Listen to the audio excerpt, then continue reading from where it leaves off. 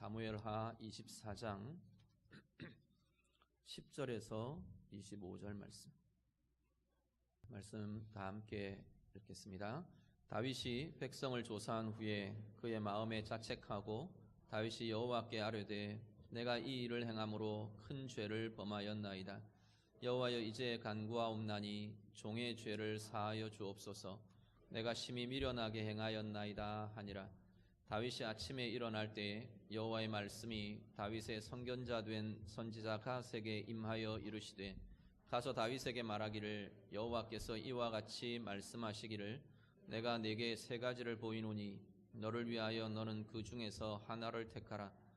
내가 그것을 네게 행하리라 하셨다 하라 하시니 갓이 다윗에게 이르러 아뢰어 이르되 왕의 땅에 7년 기근이 있을 것이니까 혹은 왕이 왕의 원수에게 쫓겨 석 달 동안 그들 앞에서 도망하실 것이니까 혹은 왕의 땅에 사흘 동안 전염병이 있을 것이니까 왕은 생각하여 보고 나를 보내신 이에게 무엇을 대답하게 하소서 하는지라. 다윗이 갓에게 이르되 내가 고통 중에 있도다. 청하건대 여호와께서는 긍휼이 크시니 우리가 여호와의 손에 빠지고 내가 사람의 손에 빠지지 아니하기를 원하노라 하는지라. 이에 여호와께서 그 아침부터 정하신 때까지 전염병을 이스라엘에게 내리시니 단에서부터 브엘세바까지 백성의 죽은 자가 7만 명이라. 천사가 예루살렘을 향하여 그의 손을 들어 멸하려 하더니 여호와께서 이 재앙 내리심을 뉘우치사 백성을 멸하는 천사에게 이르시되 족하다 이제는 내 손을 거두라 하시니 여호와의 사자가 여부스 사람 아라우나의 타작마당 곁에 있는지라. 다윗이 백성을 치는 천사를 보고 곧 여호와께 아뢰어 이르되 나는 범죄하였고 악을 행하였거니와 이 약무리는 무엇을 행하였나이까. 청하건대 주의 손으로 나와 내 아버지의 집을 치소서 하니라. 이날에 갓이 다윗에게 이르러 그에게 아뢰되 올라가서 여부스 사람 아라우나의 타작마당에서 여호와를 위하여 제단을 쌓으소서 하며 다윗이 여호와께서 명령하신 바 갓의 말대로 올라가니라. 아라우나가 바라보다가 왕과 그의 부하들이 자기를 향하여 건너옴을 보고 나가서 왕 앞에서 얼굴을 땅에 대고 절하며 이르되 어찌하여 내 주 왕께서 종에게 임하시나이까 하니 다윗이 이르되 내게서 타작마당을 사서 여호와께 제단을 쌓아 백성에게 내리는 재앙을 그치게 하려 함이라 하는지라. 아라우나가 다윗에게 아뢰되 원하건대 내 주 왕은 좋게 여기시는 대로 취하여 드리소서. 번제에 대하여는 소가 있고 뗄나무에 대하여는 마당질하는 도구와 소의 멍에가 있나이다. 왕이여 아라우나가 드리나이다 하고 또 왕께 아뢰되 왕의 하나님 여호와께서 왕을 기쁘게 받으시기를 원하나이다. 왕이 아라우나에게 이르되 그렇지 아니하다. 내가 값을 주고 내게서 사리라. 값 없이는 내 하나님 여호와께 번제를 드리지 아니하리라 하고 다윗이 은 50세겔로 타작마당과 소를 사고 그곳에서 여호와를 위하여 제단을 쌓고 번제와 화목제를 드렸더니 이에 여호와께서 그 땅을 위한 기도를 들으심에 이스라엘에게 내리는 재앙이 그쳤더라. 아멘. 사무엘하 이제 마지막 장까지 왔습니다. 다윗의 생애, 다윗의 사역들을 저희가 쭉 같이 함께 보아왔는데요. 다윗의 생애 마지막 말년에 다윗이 한 가지 일을 행합니다. 오늘 본문에 이스라엘 전역에 인구조사를 시행했다 이렇게 기록합니다. 인구조사를 시행하는 것을 24장 1절에는 오늘 본문의 쭉 앞부분의 1절 말씀에는 이 사건이 하나님께서 다윗의 마음을 충동해서 다윗의 마음에 이것을 행하기를 원하는 마음을 일으키신 것처럼 기록을 합니다. 그런데 역대상 21장에 가면 똑같은 내용의 기록인데요. 역대상 21장 1절에서는 사탄이 다윗을 충동했다라고 기록하고 있습니다. 한 가지 일에 대해서, 일의 근원에 대해서 두 가지가 사무엘하와 역대상이 상반된 기록들을 합니다. 그런데 이건 충돌되거나 상반된 이야기라고 보기는 좀 어려운 것이 하나님의 사무엘하는 하나님의 주권에 대한 강조가 이루어지고 있고요. 역대하의 기록은 사탄의 미혹에 대한, 역대상의 기록은 이 사탄의 미혹에 대한 것이 강조되어 있다고 보시면 될 겁니다. 악의 근원적 주체인 사탄이 결국은 이 다윗의 마음을 충동해서 미혹해서 하나님 앞에서 범죄함으로 나아가도록 미혹하는, 거기에 다윗이 넘어가는 그러한 내용들이 역대상의 기록으로 보시면 될 거고요. 사무엘하의 기록은 사실 하나님의 주권은 막으실 수도 있고 행하게 하실 수도 있는 분이 하나님이십니다. 그런데 다윗이 이 악한 일에 빠져들어가는 것, 사탄의 미혹에 미혹되는 걸 하나님께서 막으시지 않으시는 것, 막고 제재하고 그렇게 하지 못하도록 하지를 않으시고 하나님께서 그냥 버려두시는, 허용해두고 버려두시는 것, 그 하나님의 행하심에 이 강조가 나타나는 것이 사무엘 하의 말씀이라고 보시면 될 겁니다. 이런 표현들이 구약에 되게 많이 나타납니다. 우리 잘 아는 출애굽 과정에서도 하나님께서 이스라엘을 보내도록 모세를 통해서 요구를 하시는데 뭐라고 성경 표현에 어떤 표현이 나오느냐면 바로의 마음을 강팍하게 하사 이스라엘 백성들을 보내지 않게 하셨다라고 표현을 합니다. 그건 그냥 그 표현 그대로 읽으면 하나님이 이 바로의 마음을 굳게 해가지고 모세가 이야기해도 듣지 않고 거절하고 하나님에 대항하도록 하나님이 마음을 조장하신 것처럼 읽혀집니다. 우리 인간적인 표현으로는. 그런데 그렇게 볼 수는 없는 것이 하나님께서 그 바로의 마음을 치거나 깨뜨리거나 해서 열어서 그냥 두렵거라 해가지고 보내도록 어쩔 수 없이 보낼 수밖에 없는 마음을 주실 수도 있는데 하나님께 그렇게 하지 않는다는 겁니다. 악에 머물러 있으려는 그 마음을 그대로 버려두신다는 겁니다. 오늘 다윗의 마음도 그렇게 보시면 될 겁니다.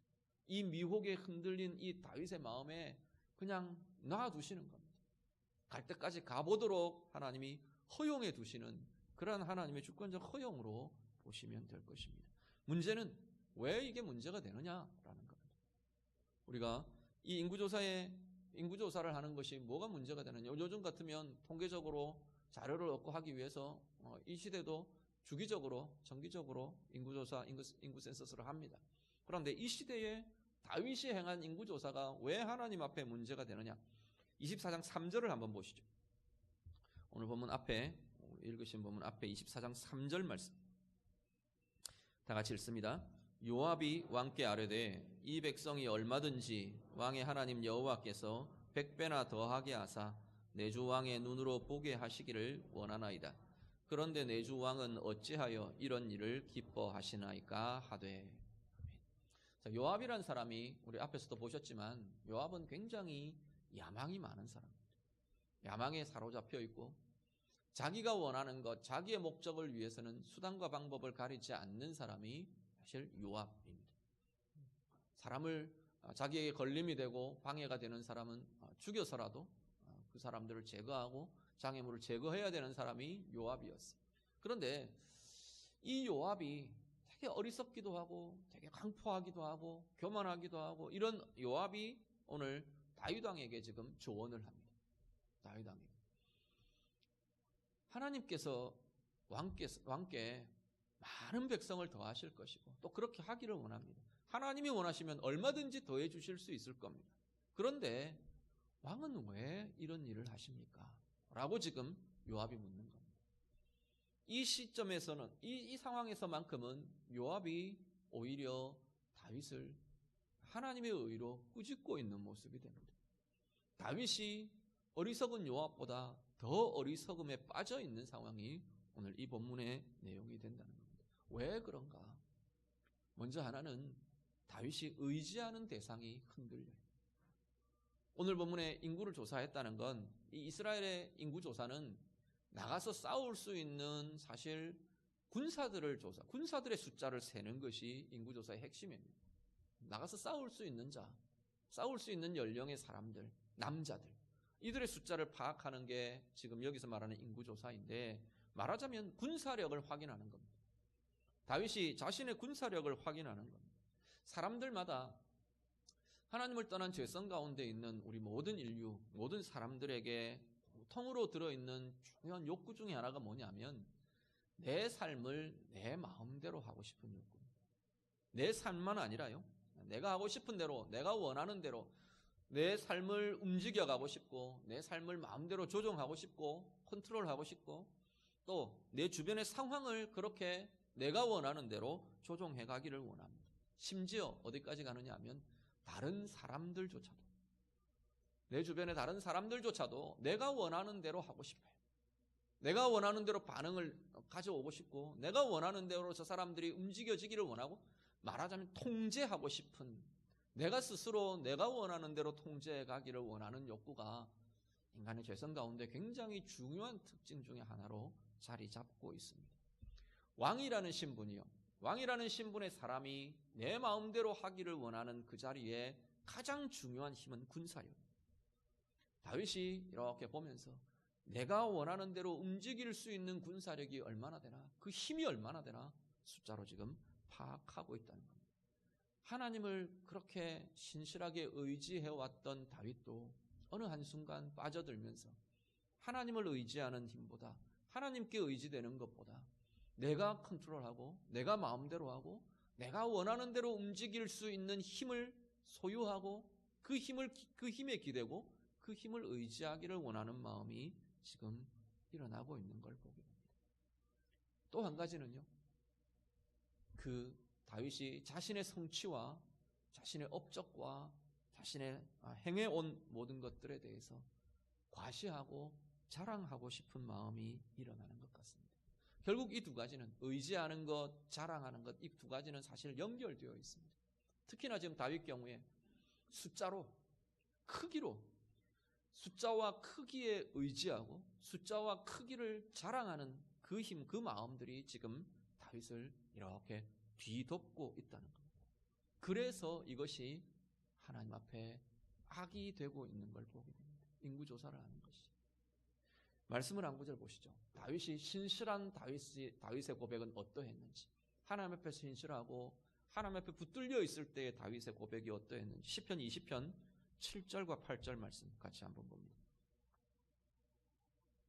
시편 20편 7절 8절 같이 읽습니다. 어떤 사람은 병거, 어떤 사람은 말을 의지하나 우리는 여호와 우리 하나님의 이름을 자랑하리로다. 그들은 비틀거리며 엎드러지고 우리는 일어나 바로 서도다. 아멘. 다윗이 뭐라고 고백합니까? 이 다윗의 고백입니다. 시편 20편이 다윗의 시편입니다. 똑같은 사람이 하나님께 온전하고 붙들려 있을 때는 뭐라고 고백하느냐 하면, 어떤 사람은 병거를 의지한다. 말과 군사력과 그 힘의 크기를 의지한다. 그런데 나는 하나님의 이름을 자랑하며 하나님의 이름을 의지한다. 다윗이 그렇게 고백하는 겁니다.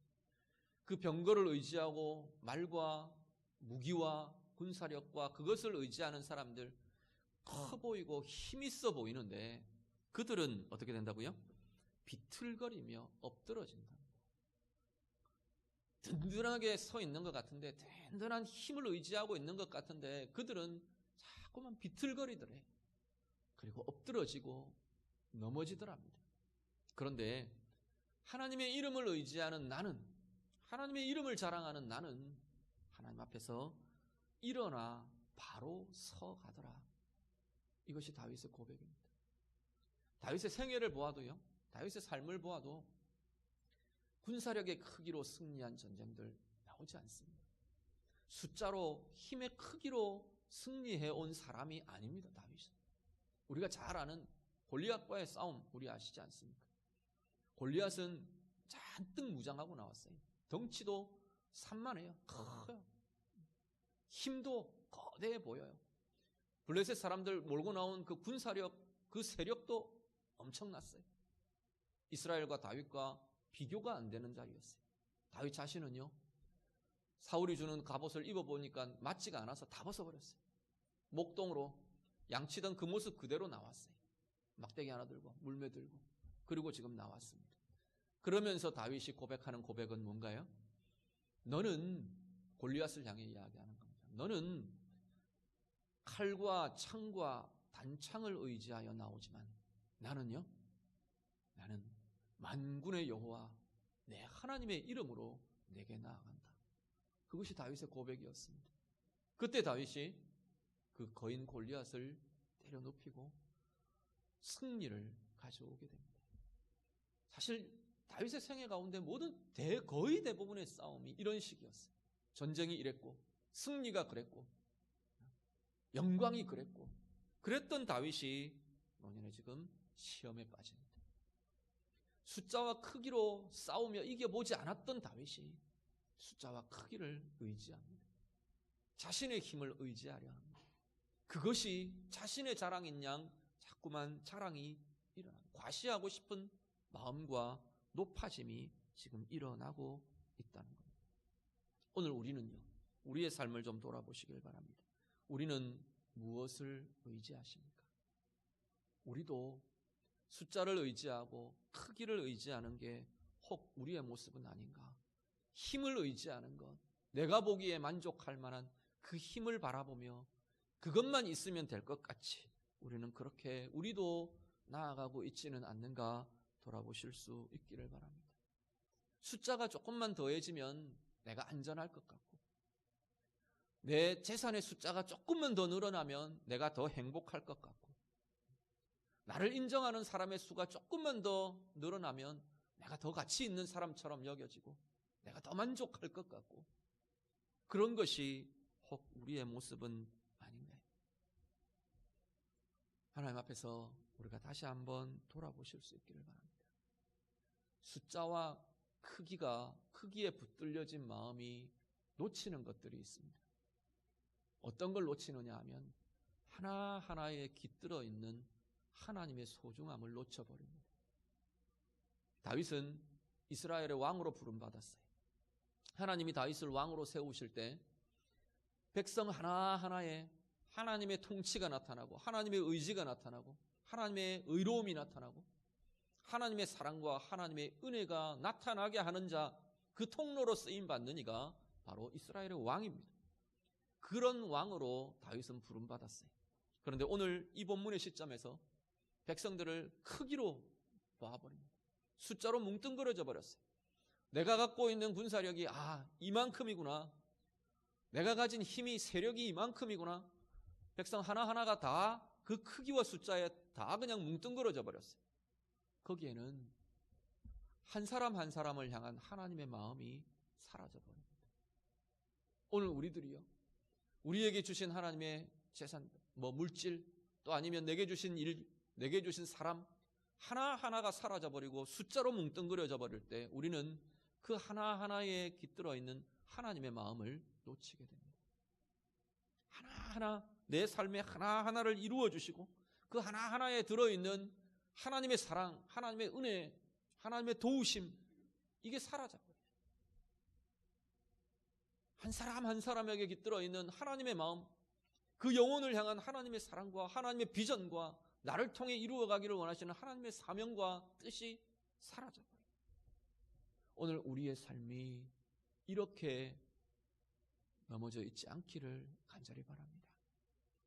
숫자, 크기, 또 아니면 힘, 내가 의지하는 것, 내가 자랑하는 것, 거기에 매여서 하나님의 은혜를 잃어버리고 하나님의 행하심을 잃어버리는 자 되지 않기를 간절히 바랍니다.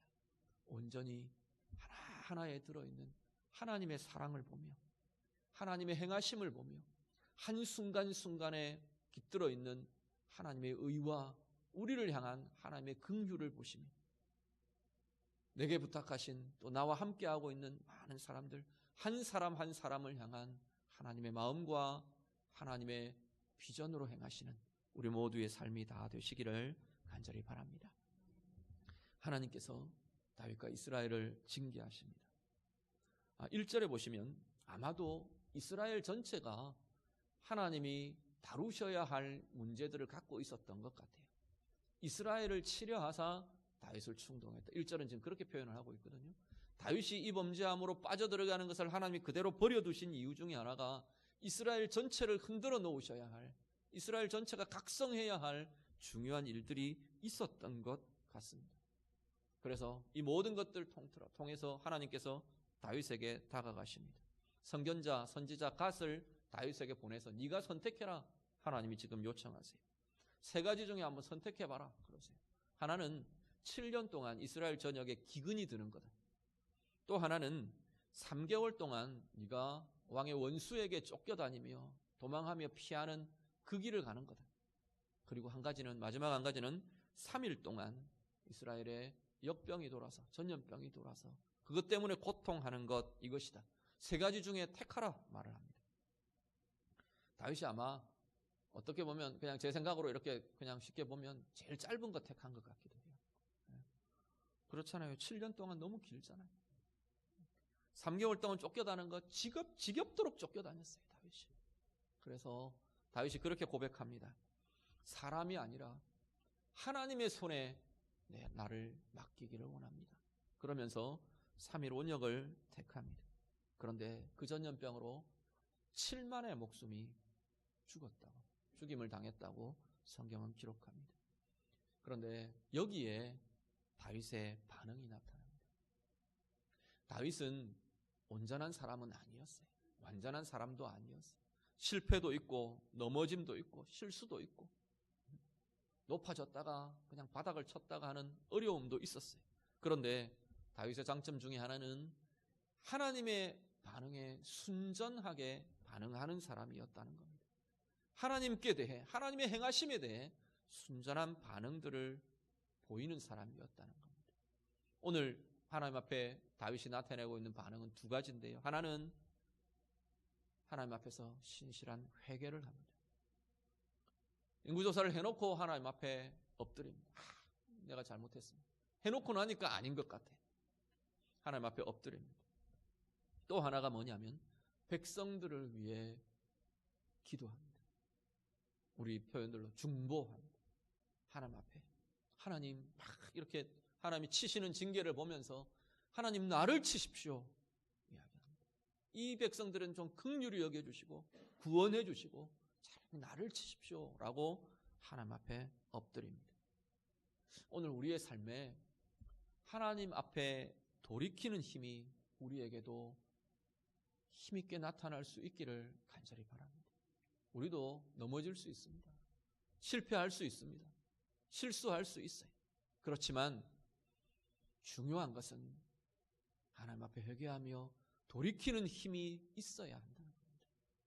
너무 오랫동안 그 자리에 머물러 있지 않으시기를 바랍니다. 사사시대에 보면 그 반복하는 범죄하고 하나님 징계하시고 또 하나님 앞에 부르짖고 회복하고 하나님의 평강을 주시고 이 사이클들이 계속 돌아가죠. 사사기 전에 제가 말씀드릴 때 어떤 말씀을 드리냐면 이 주기가 어디가 기느냐가 문제예요. 어디가 긴가가 문제예요.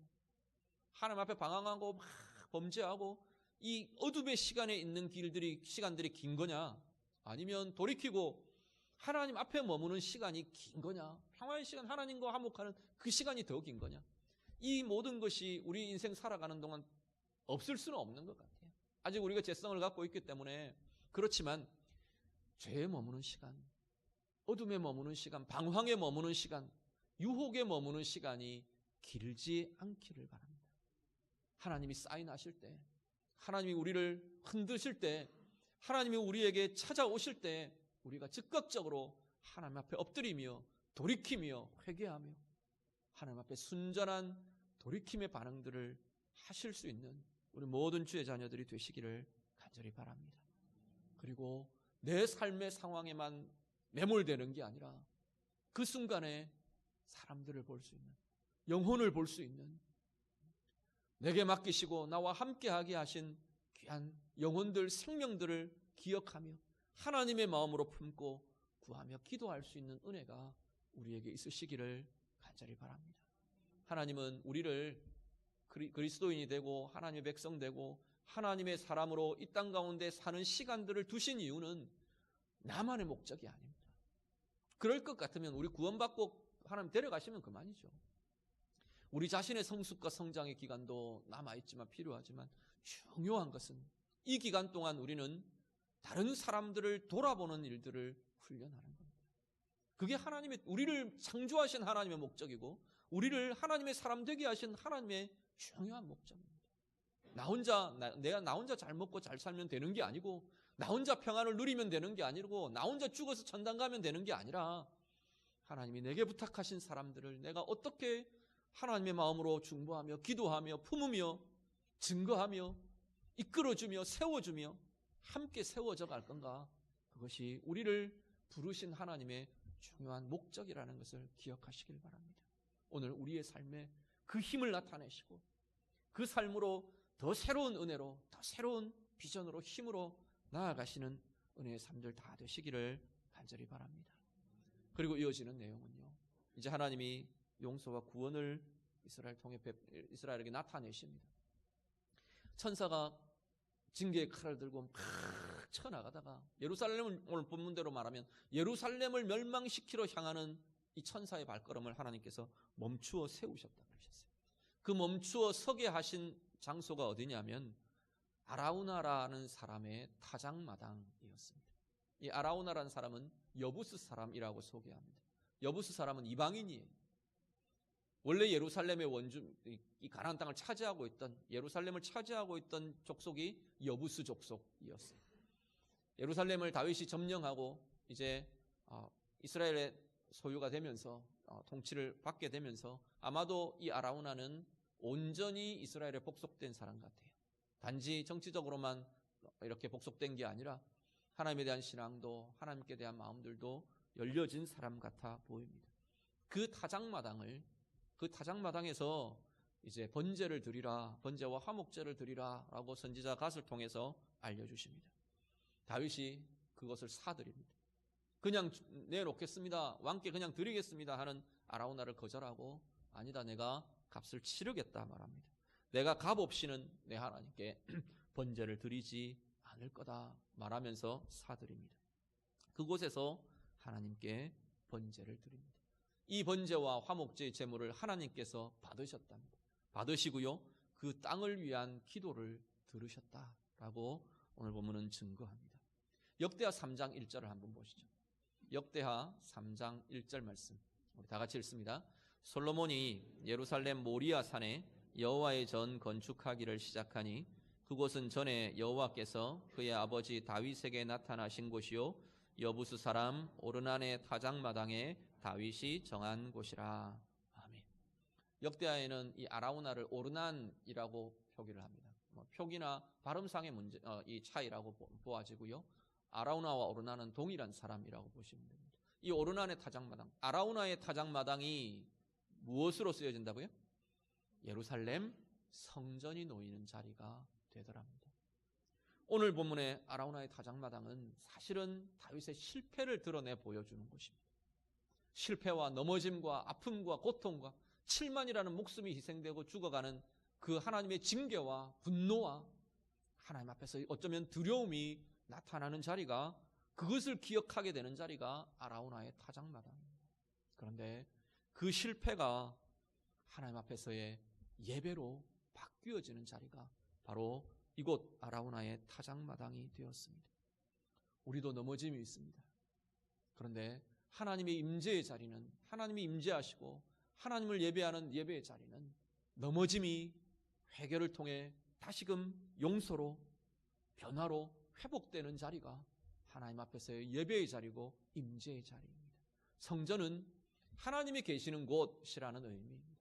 하나님이 이스라엘 가운데 내가 너희들 그곳에서 너희와 함께 하겠다, 너희를 만나겠다 하신 자리가 사실은 성전입니다. 하나님이 임하시는 곳은요, 그럴듯하게 잘 꾸며진 자리가 아닙니다. 하나님의 자리가 화려하고 좋아서는 안 된다, 그런 이야기가 아니고, 우리 것들을 가리고 그냥 그럴듯하게 꾸며 있는 자리, 그런 게 아니고, 실패하고 넘어지고 더럽혀진 자리, 그렇지만 하나님 앞에 회개하며 돌이키며 회복하며 바뀌어가며 새롭게 되어가며 하나님을 예배함으로, 하나님 앞에 간구함으로 하나님의 은혜를 사모하는, 그렇게 나아오는 자리가 바로 하나님 예배의 자리고 임재의 자리라는 겁니다. 오늘 우리의 삶에 우리도 넘어짐과 어려움과 아픔과 그런 것들 투성이지 않습니까? 그것이 변하여 정말로 하나님을 예배하는, 하나님이 정말로 긍휼로 우리에게 찾아오시며 만나주시며 우리 가운데 임재하시며 그 모든 어려움과 약함들을 은혜로 바꾸어 주시는 그러한 은혜의 자리로 나아가실 수 있기를 간절히 바랍니다. 그리스도 이후에 하나님은 우리 한 사람 한 사람을 성전이라고 부르십니다. 예수 그리스도 안에서 이 일들은 이루어진 겁니다. 그리스도 안에서 오늘 우리는 넘어짐에도 불구하고 연약함에도 불구하고 고통과 아픔 가운데에도 불구하고 예수 그리스도의 이름으로 다시금 은혜의 자리로 변화되고 다시금 회복의 자리로 바뀌어지고 다시금 하나님이 붙드시는 힘과 권세의 자리로 나아가게 되는 것이 우리의 예배이고 우리의 하나님 앞에 서는 자리인 것을 기억하시길 바랍니다. 우리의 모든 삶을 통해 이 은혜가 누려지시고 이 은혜의 힘이 더 커져가시는 은혜의 삶들 다 되시기를 우리 주님 이름으로 축복합니다. 기도하겠습니다. 오늘 말씀으로 같이 기도합니다.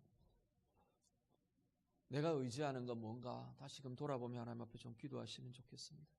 나는 다윗처럼 크기와 숫자와 힘과 내 마음대로 되어가기를 원하는 것, 이것이 내 의지고 내 자랑이고 내 목표고 그렇게 되어 있지는 않는가 다시금 돌아보며 하나님 앞에 내어놓고 우리 기도하시면 좋겠습니다. 하나님, 내가 정말 하나님의 이름을 의지하며 하나님의 이름을 자랑하며 하나님의 이름을 자랑하는 건 하나님이 내 삶 가운데 행하셨다는 것이 고백되는 자리가 하나님의 이름을 자랑하는 겁니다. 하나님, 내가 그러한 삶으로 나아가기를 원합니다. 우리 같이 기도하시고요.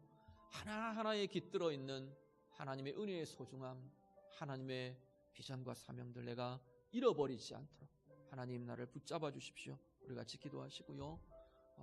넘어진 자리가 있습니까? 연약한 자리가 있습니까? 하나님 앞에 고백하며 돌이키며 또 그것과 연결되어 있는 사람들 축복하며 중보하며 하나님, 내가 기도하는 자로 서기를 원합니다. 우리 같이 기도하시길 바랍니다.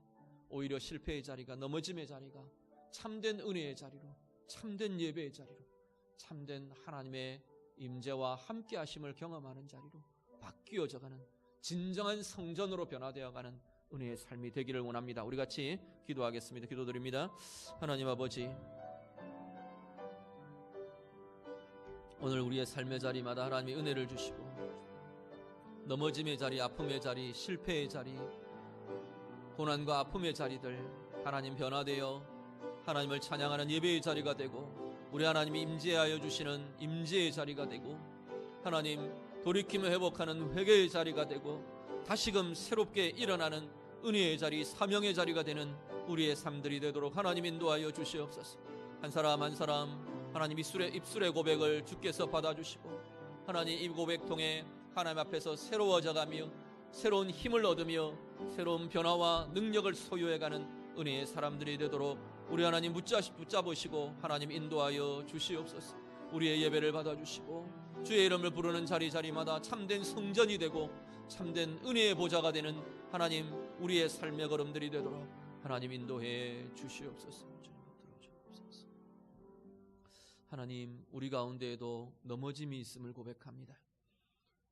때때로 우리 가운데 힘을 의지하고 숫자를 의지하고 하나님보다 더 의지하는 것들, 더 자랑하고 싶은 것들 우리들 가운데에도 불쑥 생겨나고 미혹되는 것을 고백합니다.